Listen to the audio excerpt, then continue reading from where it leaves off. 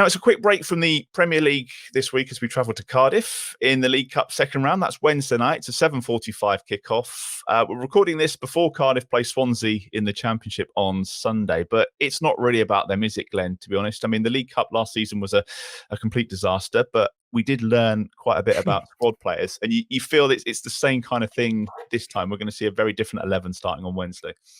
Yeah, very much so. I mean, we've got a bigger squad now. We're getting like Chelsea almost, aren't we? We can put almost a completely different 11 out on the pitch, and that's what I expect us to do. To be honest, made up of players who are not in the squad and players that have been substitutes for the league games. So yeah, it will be completely different, and I hope that the players that are picked see it as an opportunity to put their hand up, because obviously, 2 defeats out of 2 in the league. You would hope the players would have the attitude of, I'm going to put myself in the conversation to start the next league game. So you would expect new signings like Chukwu and Fernandez to play. You'd expect Tyler Dibling to play. You'd expect Sam Ammo, Cameron Archer. Mm-hmm. You'd expect all those to play. So there's a lot on this game. Ultimately, the result, yes, you want to win because players like Ronnie Edwards, for example, he's as it stands at the moment, this is his chance of playing a few games in this competition. So that's why it's important to win it.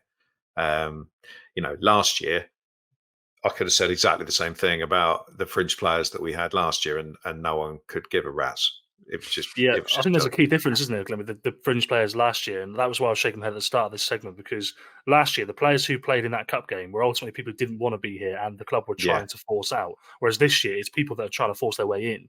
So I think there's a big difference there, and I expect to see a much better performance than what we saw at Gillingham, although admittedly that is not hard. Martin, are you expecting a few changes for this? Can you see like Bree, Manning, Edwards, I guess Wood? There's some pretty decent depth at the back anyway, at least. Yeah, I think there's a few people that might be looking to stake a claim for a place at the weekend as well. I think it's a big one for Tyler Dibling. I think it's a really big game for him. He'll start this one, no doubt. I think Cameron Archer probably needs a bit of game time with us, though he's had a good pre-season with Villa. I think he just needs to understand the way that Russell wants to play and the way that we set up. It's a great opportunity for him, try and get himself a goal.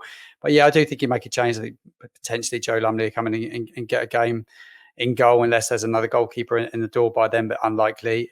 I think it's totally different to last season. Like Glenn says, it's totally different this time around because there are people that want to be here, people that want to force them way in. I'm really excited about Ronnie Edwards as a player. The Peterborough fans absolutely raved about him. Every time you speak to a Peterborough fan about him, they love him. I really want to see him. I'm really excited about him and his future at the football club. He's going to be the future for us. And it'd be really good to see what the young lads can do. And it was one of my least favourite away days last year, going down to Cardiff, a dreadful day. Hopefully we can walk out there with a far better performance and a far better result. We're not going to be starting 5 at the back, Glenn, are we? That's for sure. Well, you would hope not. You would hope not. I mean, Martin's alluded to it there. I mean, not that it's very relevant, but the last game at Cardiff, that was the death knell for the automatic promotions last year, wasn't it? Ended with Stuart Armstrong getting injured. But that was a game where we went 1-0 up, had 400 shots, missed the lot. They had 2 and beat us 2-1. It was tremendous. It was just one of those games where you just watch it thinking, oh, what's the point? It was just one of those awful ones as a football fan where you just like, we're never going to win another game again. And then 3 weeks later, we end up getting promoted at Wembley. So it was a bit of a black mark, that particular game. But chance to put that right. And I expect us to be a lot better than we were against Gillingham last year. And I expect the players to have, all the players have got an opportunity to stake a claim. So why not go out there and really put a performance in? So, yeah, look, I'm actually quite looking forward to it. I wasn't really looking forward to it when the draw came out. I just thought that's a kind of a nothing kind of draw. But I think because we've lost the first 2 games, it's an opportunity to sort of change the narrative a little bit. It'd be nice to score a couple of goals. Remember what that feeling's like. So, bring it on Wednesday night.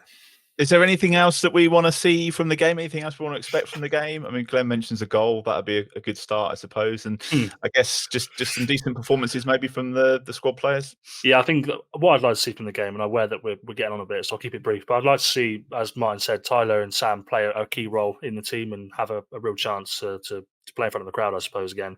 And also Cameron Archer. If I can just see a couple Cameron Archer shots, a couple of goals, I think that'd be huge for him because he's had a couple of chances, actually. He's only played, 30 minutes, but he's had a couple of snapshots, one against Newcastle in the box. And maybe he should have got to that one from Charlie Taylor yesterday. So for him just to get a bit of confidence on the board would be nice. The goalkeeper one's interesting because, I mean, Joe Lumley exists, apparently, and he might play a game for Southampton again. So unless someone comes in, I suppose, before then. But yeah, that'd be interesting.